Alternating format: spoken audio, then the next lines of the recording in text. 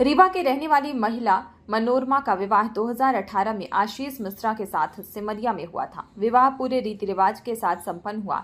इस दौरान परिवार ने 2,50,000 रुपए नगद और लाखों रुपए कीमत के सोने चांदी समेत अन्य सामान दिया था।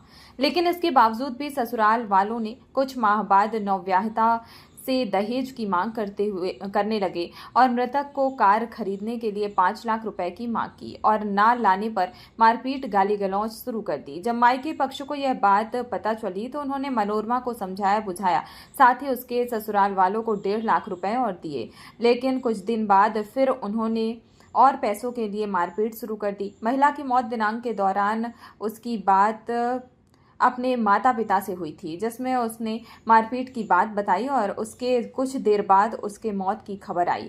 मायके पक्ष ने मौत को संदिग्ध मानते हुए निष्पक्ष जांच कराने की मांग की है।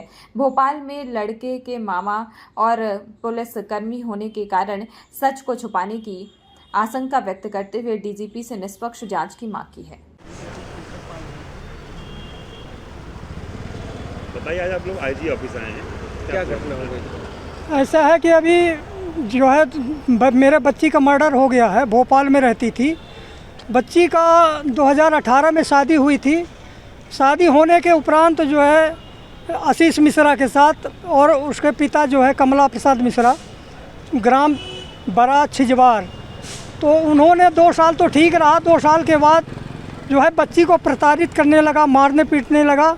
इसके बाद बच्ची को बहुत मारा था। तो बच्ची आई हमारे से घर, बुलवाया जब तो उसने बोली कि मम्मी को बताई अपने कि मेरे को बोल रहे हैं कि 50,000 रुपये और दे दो, नहीं तो मैं जान से मार दूंगा।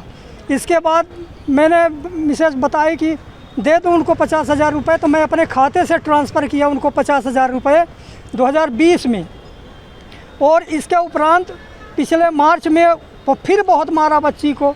मारने के बाद सीडी वीडियो वगैरह बच्ची ने भेजा था यहाँ, और भेजने के बाद कुछ सीडी तो मेरे पास है, कुछ 1-2 डिलीट हो गई हैं। इसके उपरांत जो है 29 सितंबर को अभी बच्ची का टेलीफोन आया। जैसे मैं उठाया तो वो मैं बोला बच्ची बेटा ठीक है ना, तो बोली मम्मी से बात करना है। और मम्मी से पूरी बात नहीं बता पाई, तब तक वहाँ रोने लगे। उसका मोबाइल ससुर पति उसका मोबाइल छुड़ा लिए। मोबाइल छुड़ाने के बाद जो है ये सोची कि चलो कट गया होगा, और 1 घंटे बाद उसी मोबाइल नंबर से वहाँ से टेलीफोन करवाता है कि तुम्हारी बच्ची ख़त्म हो गई, और उसको फांसी में लटका दिया उसने मार करके। भोपाल में आप लोगों ने कोई कार्रवाई की थी? भोपाल में मैंने जो है थाने में FIR के लिए कोशिश किया, तो वो बोले कि जब तक PM का रिपोर्ट नहीं आएगा तब तक FIR नहीं होगी। बयान ज़रूर दर्ज कर लिया है, साइन करा लिया है। उसके बाद FIR कराने दोबारा नहीं गए आप लोग? FIR फिर दोबारा गए थे, तो बोले जैसे वहाँ से रिपोर्ट आएगी वैसे FIR होगा। आपको गुमराह किया जाए? जी, पहले बोले कि पहले वो FIR नहीं होगा जब तक PM की रिपोर्ट नहीं आती पोस्टमार्टम। तो अभी आप क्या चाहते हैं? अब ये चाहते हैं कि आज सबसे निवेदन ये है कि उसको ज़्यादा से ज़्यादा मतलब ऐसी सज़ा हो, ताकि जैसे मैंने बच्ची को तड़पा के मारा है साले को, उसी तरह से उसको भी सज़ा। सास सास ससुर है सब, उसकी सास, 2 नंदे, ये उसका बाप और वो खुद आशीष मिश्रा, ये सब इन्वॉल्व थे मारने में, और बच्ची को ख़त्म कर दिए तड़पा के मार। भोपाल में रह के क्या करते थे वो भोपाल में रह के सिक्योरिटी की नौकरी करता था, और सरकारी आवास जो अलाटमेंट होता उसमें रहता था। कहीं सास की नौकरी करते थे? सास की नहीं, प्राइवेट नौकरी करता सिक्योरिटी में। आपका नाम क्या? मेरा नाम त्रिविक्रम द्विवेदी, ग्राम सगरा, पोस्ट ऑफिस सगरा, जिला रीवा, मध्य प्रदेश। लड़के का मामा वहाँ पर भोपाल में आशीष मिश्रा का जो मामा है वो ASI है, और उसने जब भी मर्डर करने के पहले ये भी धमकी देता था कि हमारा मामा पुलिस में है और बच्ची को मार दूंगा, मेरे को कुछ नहीं होगा।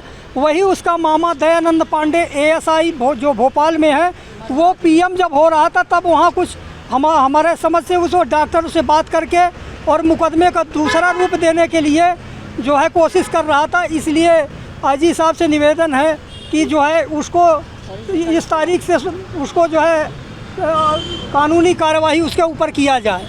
ये भोपाल में कहाँ रहती थी बच्ची आपकी, और कौन सा थाना लगता है वहाँ पे? Indira Nagar 8 block G4। Indira Nagar G4 और 60 ब्लॉक। 60 ब्लॉक में।